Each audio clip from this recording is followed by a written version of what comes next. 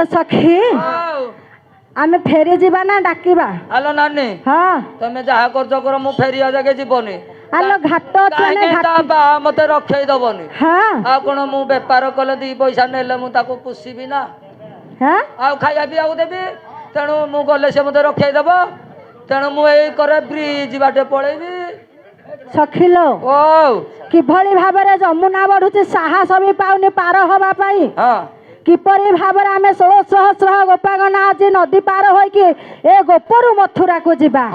ସଖିଲୋ ନା ଦେଖ ଦେଖ ସଜନୀଲୋ ବଢୁଛି ଯମୁନା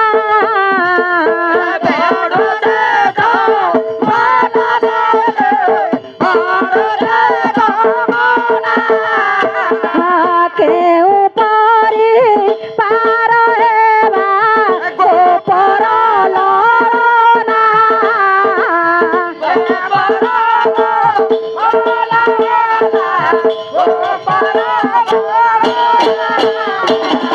କେଉଁ ପରି ମଥୁରାକୁ ଦଦି ବିକି ଯିବା।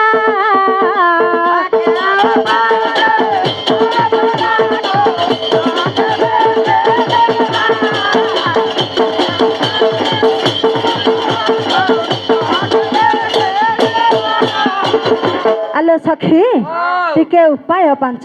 ଆଲୋ ଉପାୟ ମୋର ହଉନି ଲୋ ଆଉ ଉପାୟ ପାଉନି। ନା ରାଧା କହନ୍ତି ପ୍ରିୟ ସହିଲ ମନେ କିଛି ନ ଭାବ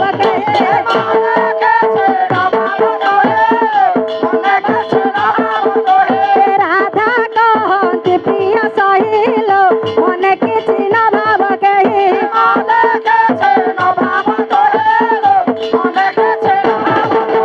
ଘାଟିଆ ଡାକିବା ପାର ହୋଇଯିବା ଘାଟିଆ ଡାକିବା ପାର ହୋଇଯିବା ଏ ବଉଳେ ଏ ମନରେ ହରସ ହୋଇବା ଜାଣିନିଲୋ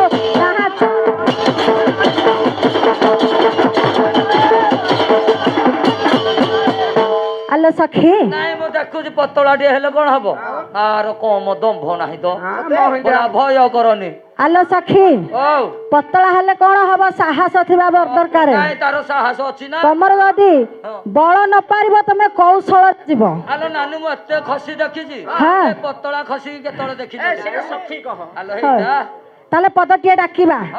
ହଁ ସଖିଲୋ ତାହେଲେ ସମସ୍ତେ ଟିକେ ଲକ୍ଷ୍ୟ କର ଆଜି ନାଉରିଆକୁ ପଦଟିଏ ଡାକିବା।